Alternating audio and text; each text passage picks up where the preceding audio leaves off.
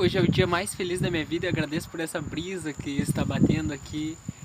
E isso fez me lembrar uma história, né? Vou tentar resumir, mas que fala sobre que muitas vezes, às vezes não é a forma que está acontecendo as coisas que muda, mas a nossa percepção de ver as coisas que deixam a situação mais bonita, ou mais feia, poderia dizer assim. Tem a história de um que ele odiava a casa dele, porque ele não conseguia dormir, os passarinhos ficavam cantando, e ele não gostava porque batia muito vento, e aí era uma mansão, e aí ele contratou um escritor para anunciar no jornal, né, que ele, para vender a casa, e aí o escritor escreveu, né, é um lugar tão lindo, né, tão ligado à natureza, que os pássaros cantam, você tem um contato, você sente a brisa, né, uma leve brisa no calor e tal, descrevendo a casa. Depois o escritor encontra ele anos depois, fala: "Ei, vendeu a casa?" Ele fala: "Não vendi a casa porque eu descobri que eu morava no paraíso e não sabia." Então muitas vezes a gente é a forma que a gente vê as coisas, né, que faz a diferença. E vamos falar hoje sobre um tema que muita gente não gosta, mas fala sobre a morte, né. Eu escrevi até uma música sobre isso, né, o tempo, e tem o clipe, muita gente participou, muita gente acha a música, gosta da música, mas ela tem um tema bem, poderia falar assim, fúnebre mesmo, que ela fala sobre a morte, né? Todo mundo feliz no clipe, e vocês podem acompanhar meu clipe e tal, mas fala sobre isso, que às vezes a gente vive a vida.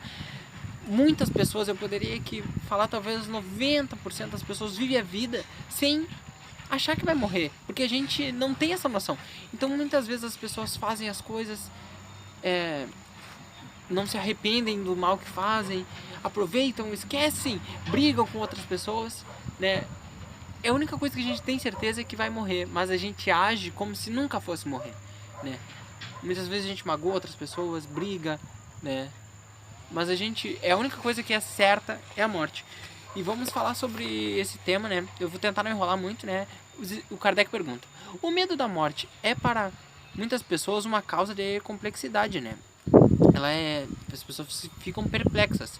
De onde vem esse temor?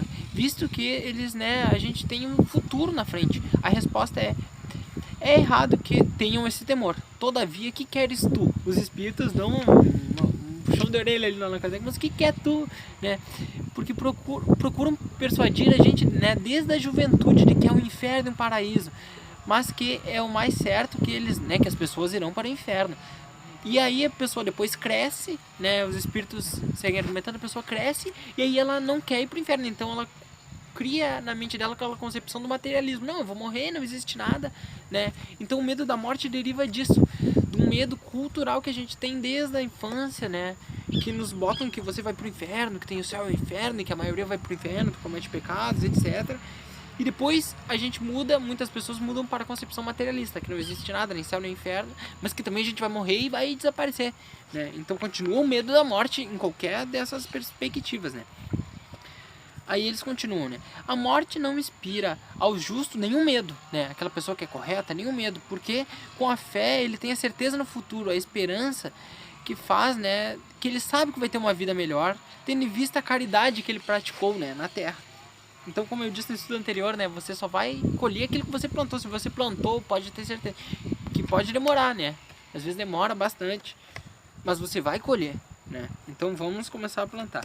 Sua alma, constantemente, né, preocupada e afetada pelas vicissitudes da vida, permanece numa ansiedade, numa tortura perpétua. A morte o assusta porque ele duvida do seu futuro e acredita que deixa sobre a terra todas as suas afeições, né? E eu botei essa parte aqui porque parece muito nós mesmos, né? Nosso cotidiano, né?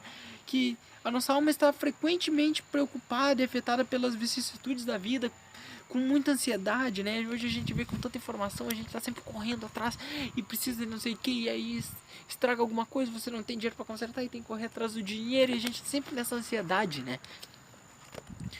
E a gente tem que controlar isso, porque fala, né, que o homem justo, ele tem a exata noção do que ele fez, do que ele deixou de fazer, né? Mas que ele sabe que há tempo para colher, a gente tem que ter paciência, a gente tem que ter calma, porque não adianta a gente botar a carroça na frente dos bois, né? O homem que é justo, ele não teme a morte, porque ele tem a certeza que a alma continua depois da morte, né? E não faz sentido. Muitas vezes eu tento argumentar assim, é que nem perguntar, ganhar na loteria é difícil, a gente sabe, é difícil. Aí você imagina, ganhar na loteria, você já ganhou alguma vez? Se alguém ganhou, comenta aí, mas eu nunca ganhei. Pro universo ter sido criado pelo acaso, seria assim, ó, é algo muito, muito impossível. Porque são muitas probabilidades. Claro, a gente acredita, não, é ciência, muita gente acredita, não, é ciência.